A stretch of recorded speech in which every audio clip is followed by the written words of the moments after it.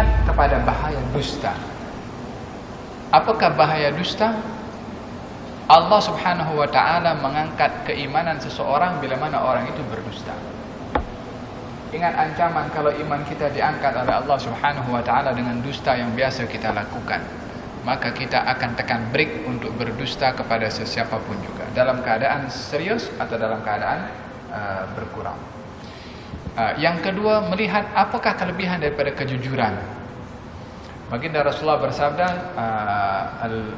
as-sidqu yahdi ilal bir, kejujuran akan membawa seorang itu kepada kebajikan, dan kebajikan akan membawa seorang kepada syurga. Seseorang akan membiasakan diri untuk jujur sehingga ia ditulis oleh Allah sebagai orang yang jujur. Membiasakan diri untuk jujur, baru dia menjadi orang yang jujur. Wal kadhibu yahdi ila, dan dusta itu akan membawa kepada al-fujur, kepada kefasikan, kejahatan, dan dia akan membawa kepada neraka. Seseorang yang membiasakan diri untuk berdusta, dia akan dicatat oleh Allah sebagai pendusta. Bila membiasakan diri berdusta, daripada mengumpat orang lain, kita punya kebaikan diberikan kepada orang kita umpat itu.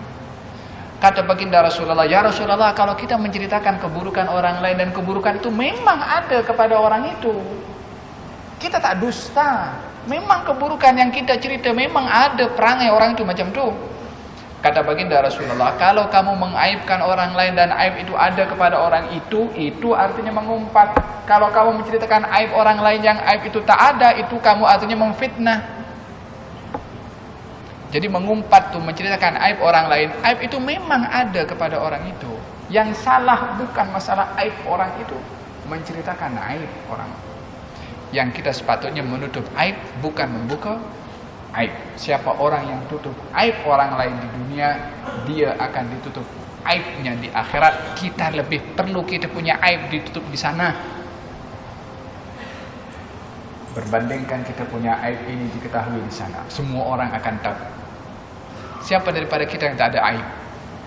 Kita banyak berbuat dosa sebagai manusia, yang kadang-kadang dosa kita orang lain tak tahu, Allah tutup. Bayangkan dosa yang kita buat kalau dibuka nanti di akhirat, semua orang tahu. Yang di dunia orang kadang hormat dengan dia, segan dengan dia, tapi kalau orang dia tahu apa dia punya aib, orang akan campakkan dia. Macam tu juga aib kita, kalau kita sentiasa membuka aib orang lain, kita punya aib akan dibuka di akhirat. Waliyadzubillah. Semoga Allah subhanahu wa ta'ala jaga lidah kita ini, tutup kita punya aib, dijadikan orang-orang yang jujur kepada Allah, orang-orang yang memenuhi janji, dan juga dijaga lidah ini daripada mengumpat keburukan orang lain. Dan moga-moga Allah subhanahu wa ta'ala bersihkan kita daripada aib, dan tutup kita punya aib di dunia, di barzakh, dan juga di akhirat. Amin. Allahumma amin.